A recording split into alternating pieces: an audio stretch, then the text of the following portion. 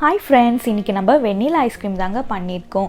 இந்த வெண்ணிலா ஐஸ்கிரீமுக்கு கோதுமை மாவு பால் இருந்தால் நம்ம வீட்டிலே சுலபமாக வெண்ணிலா ஐஸ்கிரீம் ரெடி பண்ணிடலாம். இதுக்கு கண்டென்ஸ் மில்க் பவுடர்லாம் தேவையே இல்லை. வாங்க எப்படி செஞ்சுருக்கோம் பார்க்கலாம். ஸ்டவ் ஆன் பண்ணி ஒரு பாத்திரம் எடுத்து வச்சுட்டாங்க.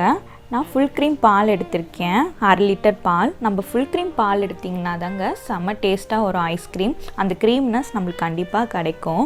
இது 5 நிமிஷம் அளவுக்கு கொதிச்சுக்கிட்டு இருக்கட்டும். நம்ம அதுக்குள்ளே ஒரு மாவு ரெடி பண்ணலாம். ஒரு குட்டி பவுல் எடுத்துக்கிட்டேங்க. இதில் 2 ஸ்பூன் அளவு கோதுமை மாவு நான் ஆட் பண்ணியிருக்கேன். இதில் கொஞ்சமாக நம்ம தண்ணி விட்டு கலந்துக்கிட்டு இருப்போம். அந்த கோதுமை மாவை தண்ணியும் கோதுமாவும் கட்டி இல்லாமல் நல்லா கலந்துக்கணுங்க. ஏன் நம்ம இந்த கோதுமை மாவை நம்ம ஆட் பண்ணுறோன்னா அப்போ தான் இன்னும் மேலும் நம்மளுக்கு அந்த பாலில் ஒரு திக்னஸ் கிடைக்கும். அதுக்கு தான் நம்ம கோதுமை மாவை ஆட் பண்ணுறோம். நீங்கள் என்னடா கோதுமை மாவு ஆட் பண்ணுறோம், கோதுமை மாவு டேஸ்ட்டு நம்ம பாலில் வரும்னு நினைப்பீங்க. அப்படிலாம் வரவும் வராது. நம்ம ஐஸ்கிரீம் சாப்பிடும்போது அந்த டேஸ்ட் கண்டிப்பாக உங்களுக்கு தெரியாது. கட்டி இல்லாமல் இப்போ கலந்தாச்சுங்க. இது தனியாக வச்சிடலாம். இப்போது 5 நிமிஷம் பால் கொதிச்சிருச்சுங்க. நம்ம நல்லா கலந்து விட்டுக்கலாம் இப்போ கரண்டி விட்டு. அப்போ தான் பால் அடி பிடிக்காமல் இருக்கும். இப்போது வெண்ணிலா எசன்ஸ் வாங்கியிருக்கேங்க. இது கம்மி விலை தான், எல்லா டிபார்ட்மெண்ட் ஸ்டோர்லாம் நம்மளுக்கு கிடைக்கிது. 20 ருபீஸ் தான், நீங்கள் வாங்கிக்கோங்க. இதை நம்ம 1 ஸ்பூன் அளவுக்கு ஆட் பண்ணிக்கலாம். 100 கிராம் சர்க்கரை எடுத்திருக்கேன், அதை நம்ம போட்டுடலாம். இப்போ நல்லா கலந்து விட்டுக்கிட்டே இருங்க, சர்க்கரை நல்லா கரையணும். சர்க்கரை நல்லா கரைஞ்சிடுச்சுங்க. இப்போ நம்ம மாவு ரெடி பண்ணோம்ல, கோதுமை மாவு, மறுபடியும் நம்ம அதை எடுத்துக்கலாம். மறுபடியும் கலரி விட்டுட்டு இப்போ பால் ஆட் பண்ணிக்கோங்க. இப்போயும் மறுபடியும் கரண்டி விட்டு கலரிக்கிட்டே இருங்க.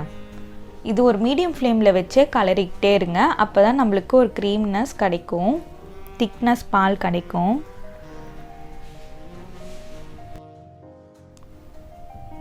நல்லா கலரிக்கிட்டே இருக்கும் பாருங்கள். நல்ல ஒரு கன்சிஸ்டன்சி வந்துடுச்சு, க்ரீமி கன்சிஸ்டன்சி. நீங்கள் இப்போ கரண்டி எடுத்து பார்த்தீங்கன்னா, இப்போது நம்ம கையை வச்சு இப்படி பண்ணிங்கன்னா அந்த க்ரீமினஸ் உங்களுக்கு கண்டிப்பாக தெரியுதுலங்க. இந்த மாதிரி தான் நம்மளுக்கு அந்த கன்சிஸ்டன்சி வரணும். பால் நல்லா ஆறணுங்க, ஆற வச்சிடலாம் பால். இப்போ ஒரு மிக்ஸி ஜார் எடுத்திருக்கேன், பால் ஆறிடுச்சுங்க. இப்போ நம்ம அந்த பாலை ஃபுல்லாக ஊற்றிடலாம் மிக்ஸி ஜாரில். இப்போ மூடியை போட்டு அரைச்சிடலாம்.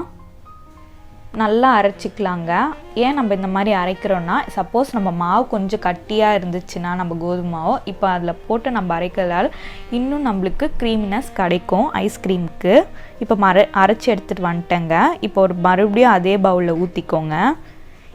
உங்ககிட்ட ஒரு அலுமினியம் ஃபாயில் பேப்பர் இருந்துச்சுன்னா அது மேலே போட்டு நம்ம டைட் பண்ணி, உங்ககிட்ட அலுமினியம் ஃபாயில் இல்லைனா கூட பரவாயில்ல, ஏர் கண்டெய்னர் பாக்ஸ் எதனா இருந்தால் அதில் கூட நீங்கள் ஊற்றி வச்சுக்கோங்க. இப்போ நம்ம ஃப்ரீசரில் 3 hours வச்சிடலாம். 3 hours ஆயிடுச்சு. நான் ஃப்ரீசர்லேருந்து எடுத்துகிட்டு வந்துட்டேன். இப்போ ஓப்பன் பண்ணிடலாம். மறுபடியும் ஒரு மிக்சிங் ஜார் எடுத்துக்கோங்க. மறுபடியும் நம்ம அரைச்சி எடுத்துக்கலாம். ஏன் நம்ம இந்த மாதிரி அரைக்கிறோன்னா அப்போ தான் நம்மளுக்கு ஐஸ்கிரீம் சாப்பிடும்போது அந்த கடையில் கிடைக்கிற அந்த க்ரீம்னஸ் நம்மளுக்கு கிடைக்கும். மறுபடியும் நம்ம அரைச்சி எடுத்துக்கலாம். இப்போது மிக்ஸியில் மறுபடியும் நல்லா அரைச்சிட்டேங்க. இப்போ அதே பவுலில் நம்ம ஊற்றி வச்சிடலாம்.